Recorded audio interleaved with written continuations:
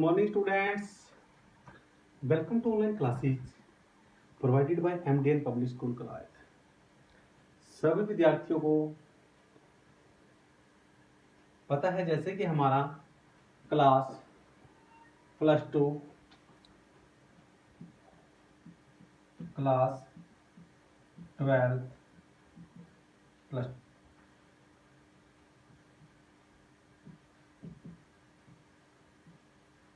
Public administration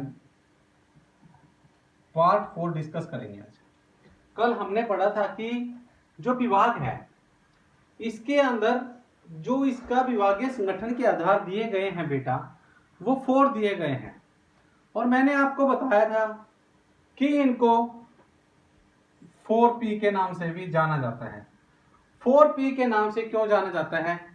क्योंकि अंग्रेजी का जो पहला अक्षर है चार आधारों का वो P से स्टार्ट होता है। किससे स्टार्ट होता है? P से स्टार्ट होता है। जैसे कि कल हमने पढ़ा था पर्पज, उद्देश्य। आज हम पढ़ रहे हैं प्रोसेस। क्या पढ़ रहे हैं? प्रोसेस। प्रोसेस भी किससे है? P से ही। तो कहने का तात्पर्य क्या है कि क्वेश्चन कई बार पूछ लेते हैं 2 या 3 नंबर में कि 4P किस किस को कहा जाता है। कल हमने पढ़ा वो उसका पहला पॉइंट था। दूसरा क्या है इसका? प्रोसेस। आज इसमें पढ़ेंगे आप लोग सभी विद्यार्थी कि जो इसके 4 के 4 पॉइंट है बेटा, purpose, process, person and the place. कल भी इस बारे में डिस्कस हुई थी कि प्रोसेस है, पर्पज है, प्लेस है और पर्सन है। उनके बारे में डिस्कस किया था कि इनको 4P का नाम भी दिया जाता है। कल हमने इसका एक आधार पढ़ा था जिसमें कार्य एवं उद्देश्य के बारे में जाना था कि उसके मेरिट्स और डीमेरिट्स क्या हैं, अर्थात किसी के लाभ हैं तो उसके अंदर दोष गुण हानि भी जरूर होगी। अगर गुण है तो अवगुण भी बेटा जरूर होंगे। तो उन्होंने ही उसके बारे में डिस्कस किया था। आज हम डिस्कस करेंगे अब विभागीय संगठन के आधार पर प्रक्रिया। प्रोसेस कैसे होता है? आपको पता है कोई भी जब प्रोसेस करते हैं बेटा वो क्या होता है? धीरे धीरे इंप्रूवमेंट करता है। प्रक्रिया में क्या दिया गया है? विभागीय संगठन का आधार। विभागीय संगठन का आधार कौन सा है? प्रोसेस। 1 नंबर का क्वेश्चन तो यहीं से बनता है। अब देख लें विभागीय संगठन का आधार कौन कौन सा है? प्रक्रिया है, पर्पज है, पर्सन है और प्लेस है। प्रक्रिया भी विभागीय संगठन का एक आधार है। जो हमारी प्रक्रिया है वो विभागीय संगठन का भी एक आधार है। यहाँ प्रक्रिया का अर्थ, जो हमारी प्रक्रिया है उसका अर्थ विशेष प्रकार की तकनीक अथवा प्राथमिक कौशल से है। अर्थात इनका कहने का तात्पर्य क्या है कि जो हमारा अब प्रोसेस करने का तरीका है वो क्या है? बदल चुका है।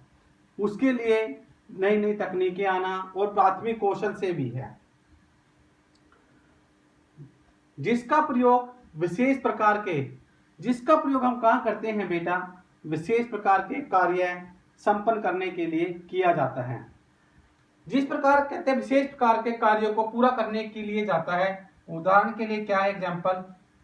कानूनी परामर्श। क्या है? कानूनी परामर्श, डॉक्टरी, आशुलिपि। ये सारे के सारे ऐसे हैं कि इन सबके कार्यों को संपन्न करने के लिए हम विभागीय संगठन के आधार का सहारा लेते हैं, को हम प्रक्रिया का उदाहरण भी कह सकते हैं। ये सभी के सभी इसके एग्जाम्पल हैं। इसका अर्थ यह है कि जिन लोगों ने, इसका कहने का तात्पर्य क्या है बेटा? जिन लोगों ने एक ही प्रकार का व्यवसाय प्रशिक्षण प्राप्त किया है, अर्थात जिन लोगों ने, जितने भी ये लोग थे उन्होंने, जिन्होंने एक जैसा प्रशिक्षण अर्थात व्यवसाय करना सीखा या ट्रेनिंग ली, प्राप्त किया, तो एक ही प्रकार की सामग्री का उपयोग करता है। कहने का तात्पर्य उदाहरण के लिए क्या है भी? हमने देख लिया कि बहुत सारे लोग एक ही प्रशिक्षण कर रहे हैं। क्यों? क्या होता है? देखा आपको पता है भेड़ चाल है। वो देखम देख क्या करता है, वही सामग्री यूज करेगा, वही ऐसा यूज करेगा, वो ऐसा वही यूज करेगा। तो इन्होंने भी वही बात कही कि जो एक सी या एक ही प्रकार की सामग्री का उपयोग करते हैं उन्हें एक विभाग में संगठित कर दिया जाता है। अर्थात जो लोग एक ही प्रकार की ट्रेनिंग लेते हैं व्यवसायिक प्रशिक्षण के लिए और एक ही प्रकार की सामग्री का उपयोग करते हैं बेटा, उनको एक ही विभाग में संगठित कर दिया जाता है, अर्थात इकट्ठा कर दिया जाता है। इस प्रकार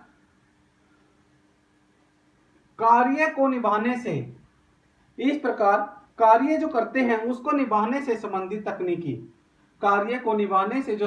तकनीकी कुशलता के आधार पर जो तकनीकी है और उसकी जो कुशलता है, काम करने की कौशलता है, उसके आधार पर विभाग की स्थापना की जा सकती है।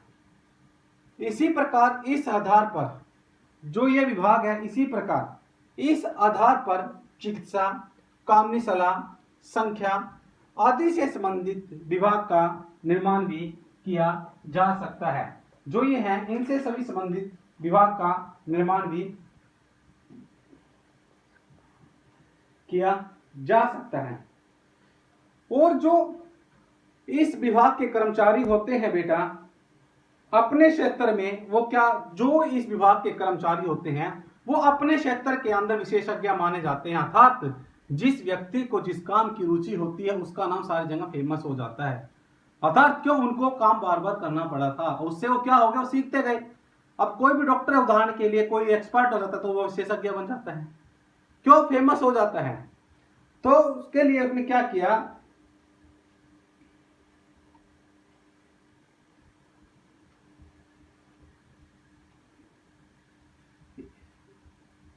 इसी कारण जो प्रक्रिया मूलक आधार को वर्ती मूलक आधार भी कहा जाता है। जो इसी कारण क्या है, जो प्रोसेस करने का तरीका है उसको प्रोफेशनल बना लेते हैं कुछ लोग। क्या होता है, प्रोफेसर बन जाता है। क्यों बन जाता है, क्योंकि वो उससे विशेषज्ञ माना जाता है और वो अपनी जिंदगी के अंदर उसको विशेषज्ञ मान लेते हैं कि उनको पता है कि यह कार्य उनका कैसे हुआ है। अब बात करते हैं बेटा लाभ की। इसके कुछ लाभ भी हैं। प्रक्रिया के आधार पर विभाग को संगठित करने के लिए निम्नलिखित लाभ हैं। सबसे पहला जो इसके लाभ से पहले पॉइंट है जो कि बुक में नहीं है, आप बुक में आना चाहिए था, मैंने भी देखा इसको। क्या आता है, जो इसका पहला पॉइंट है इसको डिस्कस करेंगे कि प्रक्रिया के आधार पर विभागों को संगठित करना। जो प्रक्रिया है उसके आधार पर विभागों को संगठित प्रक्रिया सिद्धांत का जो प्रक्रिया सिद्धांत का जो पहला लाभ है, इसमें एक सी तकनीक शिक्षा, अर्थात उसने क्या कहा भी, इसका प्रोसेस करने की प्रक्रिया का जो पहला लाभ है उसमें एजुकेशन, तकनीकी शिक्षा एवं व्यवसायिक प्रशिक्षण द्वारा, जो व्यवसायिक प्रशिक्षण के द्वारा व्यक्ति साथ साथ एक ही प्रकार के काम करने से व्यक्ति क्या करते हैं, साथ साथ एक ही प्रकार के काम करते हैं और उसके करने में कार्य में वो विशेषज्ञ भी हो जाते हैं। और क्या होता है, उन्हें साथ साथ कार्य करते हुए आधुनिकतम विधियों, जो आधुनिक तरीके से कुछ विधियां बनाई जाती हैं एवं नवीनतम ज्ञान का भी पता लग जाता है, जिससे निरंतर जब हमें किसी चीज का ज्ञान होगा तो उसके ज्ञान में क्या होगा बेटा, वृद्धि होती रहती है और वृद्धि होने से फलतः विभाग एक विशेषज्ञ की तरह कार्य करता है।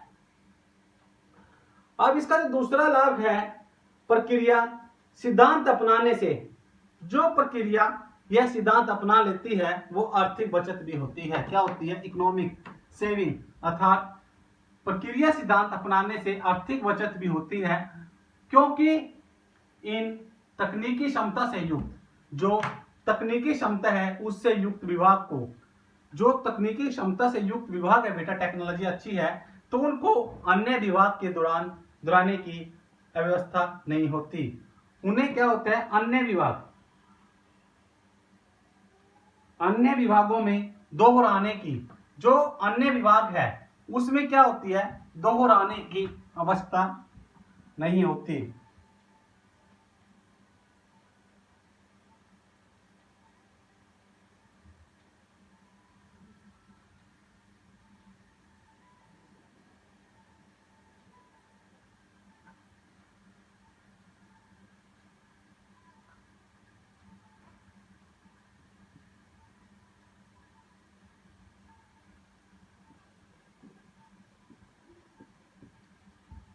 उसने क्या लिखा कि अन्य जो विभाग में उसको दोहराने की आवश्यकता नहीं होती, क्योंकि इन विभागों के पास जो कार्य की मात्रा है, थोड़े रेज हो गए, इन विभागों के पास जो कार्य की मात्रा है, कार्य की मात्रा अधिक रहने से भी, कार्य की मात्रा अधिक रहेगी तो वो क्या करते हैं, अपने जो मेहनत है, श्रम है, उसको बचाने की भी कोशिश की जाती है, अर्थात कि हम ऐसी नई टेक्नोलॉजी यूज करें जिससे मेहनत कम लगे।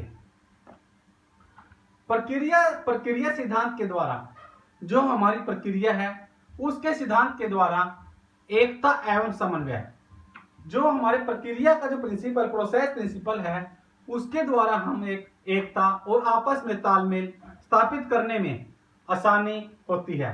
प्रक्रिया और सिद्धांत के द्वारा जो आपस में एकता और हम तालमेल स्थापित करने में आसानी होती है। जैसे यदि कानून संबंधी सभी कर्मचारियों को, अगर हमारे जो कानून है उससे संबंधी जो सभी कर्मचारियों को एक ही विभाग, वो क्या करता है, कानून संबंधी जितने कर्मचारी हैं उनको क्या करता है, एक ही विभाग को उनको एक ही स्थान पर संगठित कर दिया जाता है। उसके द्वारा जब एक ही विभाग को एक ही स्थान पर संगठित कर दिया जाता है तो उसके द्वारा आज्ञाएं, नियम और बिल आदि बनने में भी सुविधा होती है। क्यों होती है? क्योंकि उनको पता लग जाता है कि कार्य कैसे हो रहा है। पेन चलता, पेन के साथ रखती है ना वीडियो, हाँ पेन के साथ। अब इसके हमने डिमेरिट्स पढ़ेंगे, इसके दोष, जिसको आप हानि भी कह सकते हैं। जब इसके हानि की बात करते हैं तो इसमें प्रोफेसर कौन आते हैं? बालास।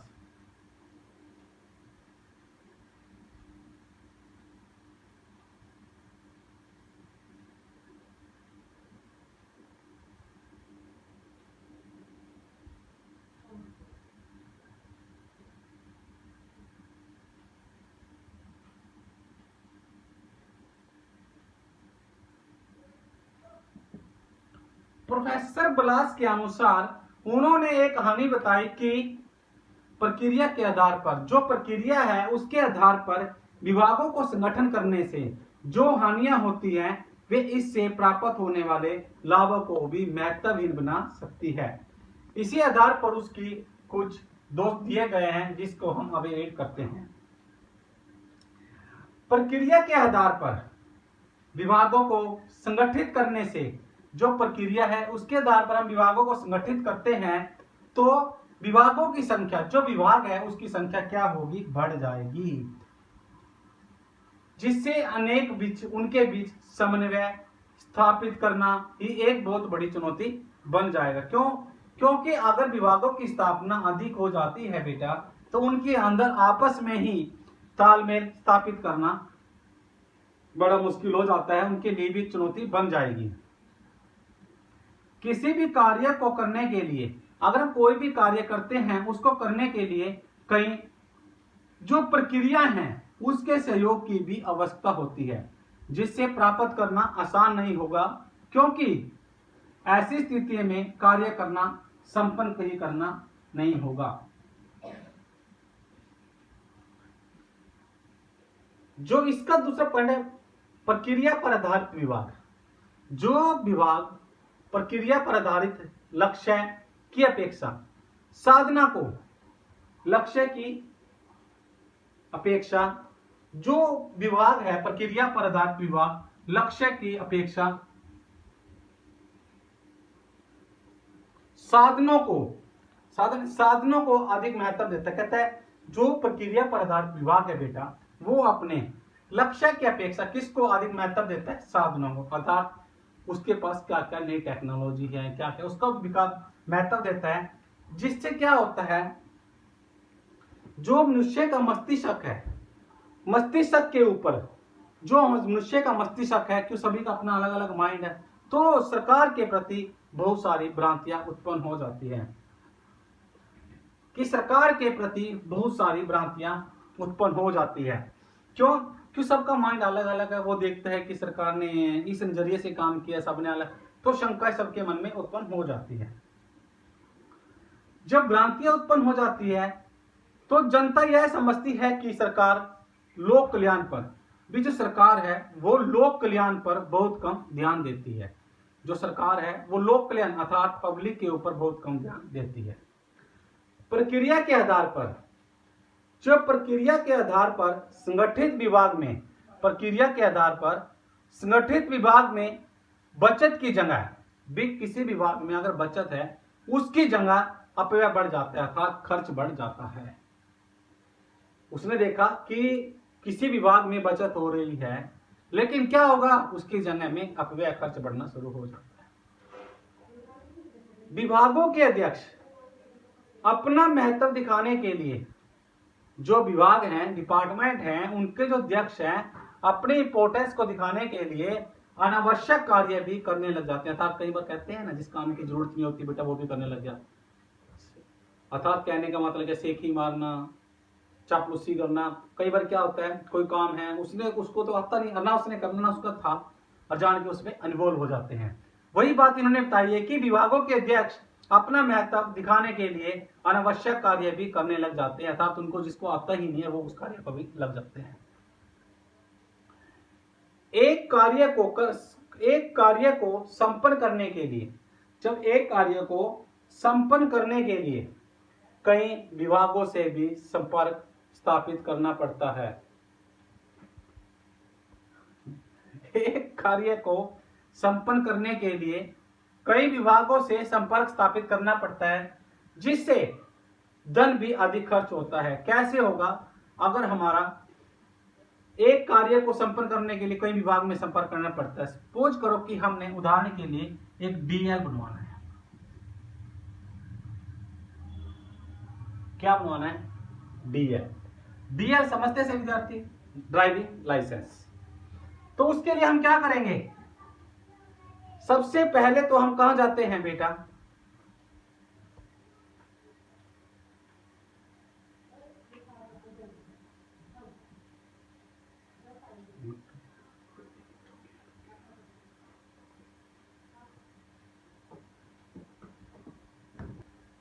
उदाहरण के लिए जैसे कि हम कभी भी हम डीएल बनाते हैं। डीएल क्या होता है? Driving licence. उसके लिए आप क्या करते हो? सबसे पहले आप रेड क्रॉस जाते हो। रेड क्रॉस में जाकर क्या होता है? आपके अमाउंट की पर्ची कट जाती है 100 रुपए की। 100 रुपए की पर्ची कटने के बाद आप क्या लगाते हो? फाइल तैयार करते हो। फाइल का खर्चा कितना है? 60 रुपए। ऐसे करते करते हम कहां जाते हैं? सेक्रेटरीट पहुंच जाते हैं, जहां आपका लाइसेंस जमा होता है। क्यों? अगर ये अलग अलग डिपार्टमेंट से हमें संपर्क स्थापित करेंगे तो हमारा धन क्या है? बढ़ता जाएगा। क्यों? अलग अलग डिपार्टमेंट में अलग अलग व्यक्ति अलग अलग फीस काटते हैं। अगर परंतु क्या होगा, अगर ये सारा का सारा कार्य एक ही डिपार्टमेंट को दे दें तो क्या होगा? व्यक्ति का कार्य भी कम होगा और व्यक्ति जो धन खर्च कर रहा है उसमें भी बचत होगी। Thank you, have a good day. सभी विद्यार्थियों को पता है जैसे कि हमारा पब्लिक एड +2 का डिपार्टमेंट लेसन चला हुआ है, लेसन नंबर 10 है, ये 10 है सॉरी। तो आप सभी विद्यार्थी, इसका पार्ट 4 है, और जिन विद्यार्थियों ने पिछली वीडियो भी नहीं देखी है तो वो उसका लिंक को डिस्क्राइब भी करें और डिस्क्रिप्शन बॉक्स में जाकर उस लिंक पर देखें कि हमने कल क्या पढ़ा था। अगर किसी विद्यार्थी को रह गया, और अपने स्वास्थ्य का भी ध्यान रखें बेटा। बीमारी भी चली हुई है, जैसे कि आजकल बारिश का मौसम है, बारिश की मौसम के कारण कभी धूप कभी कम, आप बुखार भी हो सकते हैं। आप सभी चीज़ों से बचकर भी रहें, अपने स्वास्थ्य का ध्यान रखें। क्यों? Health is wealth. स्वास्थ्य है तो जब भी सब कुछ है बेटा। अगर स्वास्थ्य ही आपका ठीक नहीं रहेगा तो आप कुछ भी नहीं कर पाएंगे। Thank you, have a good day.